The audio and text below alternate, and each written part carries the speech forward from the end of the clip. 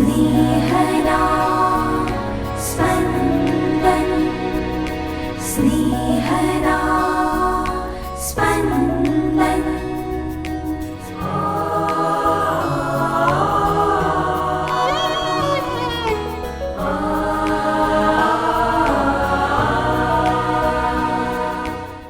સામાન્ય કાળના ચોથા અઠવાડિયાનો મંગળવાર. ધર્મસભા આજે સંત બ્લાસ તથા સંત આંસ્કારના પર્વો ઉજવે છે. આજના શુભ સંદેશમાં 12 વર્ષથી પીડાતી સ્ત્રીની શ્રદ્ધાની પ્રભુ પ્રશંસા કરે છે. મારામાં આવી શ્રદ્ધા કેટલે અંશે છે? સાંભળીએ સંત માર્કૃત શુભ સંદેશ અધ્યાય 5 કડી 21-43. ઈસુ હોડીમાં બેસીને પાછા સામે કાંઠે પહોંચ્યા કે તેમની ફરતે લોકોનું મોટું ટોળું ફરી વળ્યું. તેઓ હજી સરોવર પાસે હતા ત્યાં જ યાઈર નામનો સભાગૃહનો એક અધ્યક્ષ આવ્યો અને ઈસુને જોતા વેંત તેમને પગે પડી કરગરીને કહેવા લાગ્યો, મારી છોકરીની છેલ્લી ઘડી છે. આપ આવીને તેના ઉપર હાથ મૂકો, જેથી તે સાજી થાય અને જીવવા પામે. એટલે ઈસુ તેની સાથે ગયા અને લોકોનું ટોળું પણ તેમના ઉપર પડાપડી કરતું તેમની સાથે ગયું. એ ટોળામાં એક બાઈ હતી. તેને 12 વર્ષથી રક્તસ્રાવ થતો હતો. અનેક વૈદો પાસે જઈને તેણે ઘણું સહન કર્યું હતું અને પોતાનું જે કાંઈ હતું તે બધું ખલાસ કરી નાખ્યું હતું. છતાં તેને કશો ફાયદો થયો નહોતો, બલકે બગાડો થયો હતો. ઈસુ વિશેની વાતો સાંભળીને ભીડમાં પાછળથી આવીને તેણે ઈસુના જબ્ભાને સ્પર્શ કર્યો. તેના મનમાં એમ કે હું એમના જબ્ભાને પણ અડું તો સાજી થઈ જાઉં. અને તે જ ક્ષણે તેનો રક્તસ્રાવ બંધ થઈ ગયો અને તેને લાગ્યું કે દર્દ મટી ગયું છે. તે જ ક્ષણે પોતામાંથી શક્તિ બહાર ગઈ છે એમ અંતરથી સમજી જઈને ઈસુએ ભીડમાં પાછળ ફરીને પૂછ્યું, મારા જબ્ભાને કોણ અડ્યું? તેમના શિષ્યોએ કહ્યું, આપ જુઓ છો કે લોકો આપના ઉપર પડાપડી કરે છે, છતાં આપ પૂછો છો કે મને કોણ અડ્યું? છતાં ઈસુ કોણ અડ્યું છે તે જોવા માટે ચારે બાજુ નજર ફેરવવા લાગ્યા. એ બાઈ પોતાને શું થયું છે તે જાણતી હતી.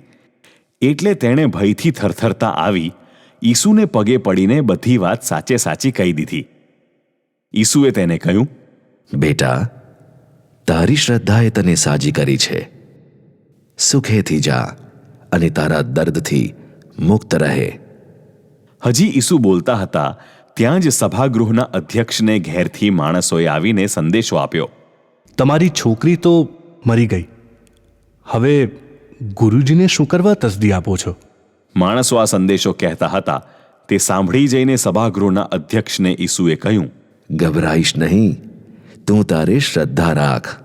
પછી તેમણે પીતર, યાકોબ અને યાકોબના ભાઈ યોહાન સિવાય સૌને પોતાની સાથે આવવાની મના કરી. તેઓ સભાગૃહના અધ્યક્ષને ત્યાં આવીને જુએ છે તો ત્યાં ભારે ઘોંઘાટ મચ્યો હતો અને માણસો રોતા કકડતા હતા. એટલે તેમણે અંદર જઈને તે લોકોને કહ્યું, તમે ઘોંઘાટ અને રોકકળ શા માટે કરો છો? છોકરી મરી નથી ગઈ, ઊંઘે છે. પણ લોકોએ તેમને હસી કાઢ્યા. પરંતુ ઈસુએ તો બધાને બહાર કાઢી મૂક્યા. પછી છોકરીના મા બાપને અને પોતાના સાથીઓને લઈને છોકરી જ્યાં સૂતી હતી ત્યાં ગયા. છોકરીનો હાથ પકડીને તેમણે તેને કહ્યું, ટલીથા કૂમ, જેનો અર્થ એવો થાય છે કે બેટા, મારી આજ્ઞા છે, ઉઠ. તરત જ છોકરી ઉઠીને ફરવા લાગી. તેને 12 વર્ષ થયા હતા. આ જોઈને લોકો તો આશ્ચર્યથી આભા જ થઈ ગયા.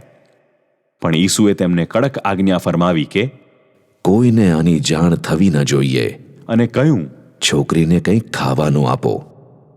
स्नेहदा स्पन्दन स्पन्दन। શુભ સંદેશકાર માર્કની વિશિષ્ટ લેખન શૈલી મુજબ આજના પાઠમાં પણ એક ઘટના સાથે બીજી ઘટનાને વણી લેવામાં આવી છે. સભાગૃહનો અધ્યક્ષ પોતાની મૃતપ્રાય દીકરીને જીવનદાન મળે એ માટે ઈસુ પાસે આવીને વિનવણી કરે છે. ઈસુ તેની સાથે જતા હતા ત્યાં જ બીજી ઘટના બને છે. 12 વર્ષથી રક્તસ્રાવથી પીડાતી સ્ત્રી ભારે ભીડમાં ઈસુનો સીધો સંપર્ક સાધી શકે તેમ નથી, કારણ કે એ જમાનામાં યહૂદી સમાજમાં સામાન્ય માસિક સ્ત્રાવમાં હોય તેવી સ્ત્રી પણ કોઈના સંસર્ગમાં આવી શકતી નહોતી. પણ આ સ્ત્રીની શ્રદ્ધા અજોડ છે. તે વિચારે છે કે ઈસુના જબ્બાને અડવા માત્રથી પણ તે સાજી થઈ જશે અને તેની અજોડ શ્રદ્ધા કામ કરી ગઈ. સાજી થઈ ગયેલી સ્ત્રી ઈસુ પાસે આવીને સાચે સાચી વાત કહી દે છે ત્યારે ઈસુના શબ્દો નોંધી રાખવા જેવા છે. બેટા, તારી શ્રદ્ધાએ તને સાજી કરી છે. એવામાં અધ્યક્ષના ઘરના માણસો આવીને તેની દીકરીના મરણના સમાચાર આપે છે. ત્યારે પણ ઈસુએ બોલેલા શબ્દો યાદ રાખવા જેવા છે. ગભરાઈશ નહીં, તું તારે શ્રદ્ધા રાખ. સાજી થયેલી સ્ત્રી અને જેની દીકરી મરણ પામી ચૂકી છે તે બંનેને કહેલા ઈસુના ઉપરોક્ત વચનો આપણે માટે આજીવન સંદેશ કે બોધપાઠ છે. આજના શુભ સંદેશના અન્ય પાસા પર પણ વિચાર કરીએ. પહેલું, આપણે પ્રાર્થના કરીએ છીએ ત્યારે એ સમયે આપણે ઈસુના જબ્બાને અડતા હોઈએ એવી પડ છે. જરૂર છે રક્તસ્રાવથી પીડાતી સ્ત્રી જેટલી શ્રદ્ધા. બીજું, સભાગૃહના અધ્યક્ષની મૃતપ્રાય દીકરી 12 વર્ષની ઉંમરે બીમારી ભોગવીને મરણ પામે છે. સાજી થયેલી સ્ત્રી 12 વર્ષથી રક્તસ્રાવથી પીડાતી હતી અને જીવતા જીવ પણ આવી બીમારીને કારણે સામાજિક, આર્થિક, ધાર્મિક રીતે મૃત્યુ જ પામી ચૂકી હતી. બંને એકસાથે ફરી જીવન મેળવે છે. હંમેશા યાદ રાખવું ઘટે કે ઈશ્વર પસંદ કરે એ જ શ્રેષ્ઠ સમય હોય છે. ત્રીજું, ઈશ્વરમાં શ્રદ્ધા એ જ ગુરુ ચાવી છે. ઈશ્વર માટે માનવ માત્ર સરખા. યાઈર સભાગૃહનો અધ્યક્ષ અને આમ જોઈએ તો ઈસુના મુખ્ય વિરોધી જૂથનો માણસ અને સામાજિક રીતે બહિષ્કૃત એવી સાધારણ સ્ત્રી, આ બંને પોતાની શ્રદ્ધાના જોરે ઈશ્વરની કૃપા મેળવે છે, કોઈ ભેદભાવ વિના. આપણે ઘણીવાર એવું અનુભવતા હોઈએ છીએ કે પ્રભુ પ્રાર્થના નથી સાંભળતા, પણ આવા સમયે 19મી સદીમાં ગુલામીમાં જીવતા આફ્રિકન અમેરિકનો એક સુંદર ગીત ગાતા તે પ્રેરણાદાયક છે. God may not come when you call him, but he will be there right on time.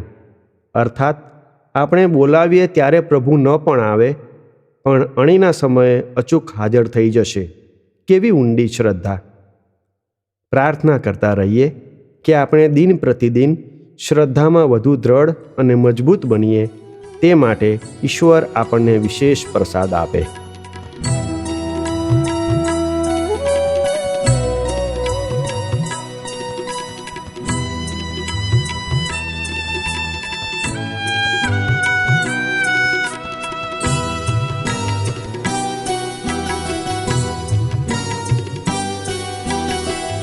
ईश्वर है,